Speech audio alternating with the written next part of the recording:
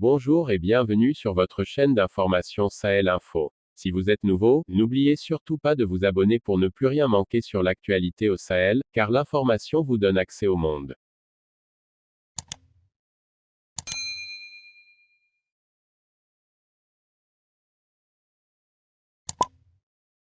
Les forces armées nationales ont, dans leurs opérations de sécurisation du territoire national, neutralisé plusieurs terroristes dans la forêt de Wendupoli, dans la région du Nord. Elles ont également libéré des otages qui étaient détenus par des terroristes à Tankwalou.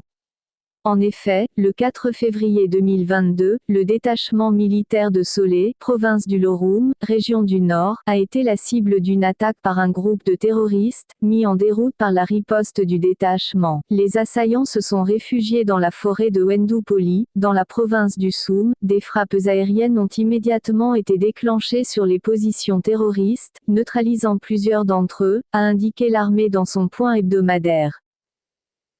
Les 3 et 4 février 2022, selon le communiqué de l'armée, 3 engins explosifs improvisés ont été découverts à plusieurs endroits de la province du Soum lors de missions de reconnaissance. Les engins ont été neutralisés par les équipes spécialisées du génie militaire, assure l'état-major général des armées.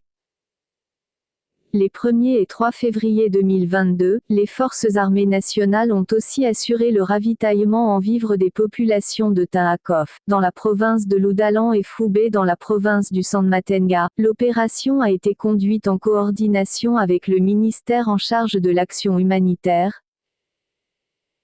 Le 5 février 2022, le détachement militaire de Tankwalou, province de la Comandjari, région de l'Aie, suite à l'enlèvement d'une dizaine de civils par des hommes armés, a lancé une opération qui a permis de libérer les otages. 3 terroristes ont été neutralisés au cours de cette action, aucune perte enregistrée côté ami.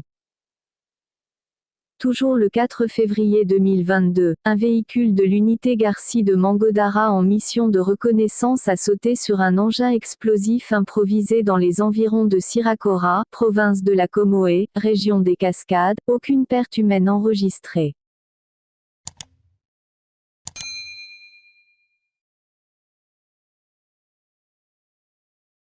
C'était tout pour cette tranche d'information. Nous espérons avoir pu au mieux vous informer, alors n'oubliez surtout pas de vous abonner pour ne plus rien manquer sur l'actualité africaine et internationale.